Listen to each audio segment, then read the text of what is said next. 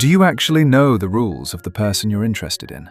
Not the ones they've told you, the ones they've never said out loud, and never will. Because here's what most people don't realize. Everyone walking into something romantic carries a private list, a set of expectations they consider completely obvious, things they assume any reasonable person would just know. And when you break one of those rules, which you will because nobody told you they existed, they don't explain why they're pulling back. They just pull back, and you're left trying to figure out what changed. Most people spend months chasing that answer. The real one is usually something so small it's almost embarrassing. A text left unread too long. A plan that felt slightly too casual. A moment where you seemed a little too available, or not available enough. None of it was ever said. All of it was expected. That's what this is about. 1. They expect you to remember the small things, and they're keeping score. You had a conversation 3 weeks ago. They mentioned something they were nervous about. A job interview, a difficult conversation with a friend, something that mattered to them. You nodded. You moved on. You forgot. They didn't. And now, weeks later, they're waiting to see if you remember. Not because they're testing you deliberately, because in their mind, someone who's genuinely interested pays attention. Someone who's just going through the motions doesn't. Researcher Sherry Turkle spent years studying how people experience being heard. What she found wasn't about grand gestures. It was about follow-through on small things. Whether someone came back to what you'd shared, whether the details you gave were retained.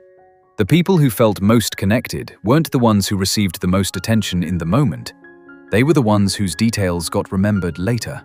Your interest doesn't live in how you act when things are exciting. It lives in whether you come back to what they told you when nothing is. And there's one rule on this list, we'll get to it at the end, that almost no one sees coming until it's already cost them something. 2. They expect you to initiate, but not too much. There is a frequency they've decided is correct. They couldn't tell you the number, but they feel it immediately when you're above it or below it. Too many messages and you seem like you have nothing else going on. Too few and you seem indifferent. The window is narrow and it's different for every person, and they have never once considered telling you where it is. Here's what's uncomfortable about this. They're not being unreasonable. The frequency they're calibrating for is a proxy for something real. Whether you have a life, whether you're interested, whether this feels urgent to you or just one of many things you're managing. The number of messages isn't the point. The feeling behind the number is. But here's the part most people miss. This calibration isn't static. It shifts based on where things are. Early on, less is usually more. Later, the same restraint reads as distance. The window moves, and they expect you to notice when it moves, without being told. 3. They expect you to have plans. Real ones, not suggestions. We should hang out sometime is not a plan. Let me know when you're free is not a plan. Both of those statements put the entire weight of the next step onto them, while making it look like you're the one who expressed interest. They feel this. They may not articulate it, but they feel the difference between someone who made something happen and someone who gestured vaguely in the direction of it. Researcher Eli Finkel studied what separates early romantic momentum from stagnation. What he found, the people who moved things forward absorbed uncertainty. They picked a day, picked a place, made a decision. The ones who stalled kept offering options and waiting for the other person to choose. The gesture of deciding is the gesture of interest. Leaving it open is the gesture of hedging.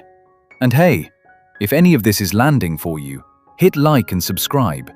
That's how we reach more people who actually want to understand what's happening beneath the surface. 4. They expect you to be interested in them, not in impressing them. That one plays out over weeks. This one happens in a single conversation. You're sitting across from them and you're performing. You're telling the story that lands well, steering toward topics where you come off best. And it's working. They're laughing, they're engaged. What's also happening, underneath all of that, is that you've asked them almost nothing. The conversation has been about you. Not because you're selfish, because performing felt safer than asking. They notice. Not in the moment. In the moment, it often feels fine. But when they sit with it afterward, something feels slightly off. It lands as, "He talks about himself a lot," or, "I don't think she was that curious about me."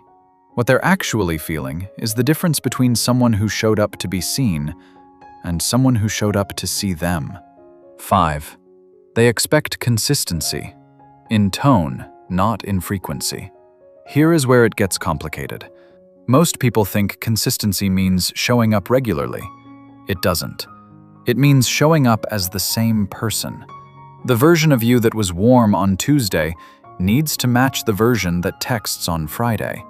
When it doesn't, when you're engaged one day and distant the next without explanation, they don't read it as a bad day. They read it as information about who you actually are. Psychologist John Gottman spent years studying what creates emotional safety between two people. What he found? Safety doesn't come from how often someone shows up. It comes from whether you can predict how they'll be when they do. Unpredictability, even when nothing bad is happening, registers as instability, and instability makes people brace. They start managing their expectations instead of opening up. The distance that follows isn't them losing interest. It's them protecting themselves from someone they can't quite read. 6. They expect you to handle rejection gracefully, including the small ones. There's something else happening here that almost no one talks about. Every time they say no to something small, a plan that doesn't work, a topic they don't want to get into, a moment where they pull back slightly, they're watching what you do next. Not because they're cruel, because your reaction to a small no tells them everything about how you'll handle a bigger one. If you sulk, go quiet, or push back, they log it.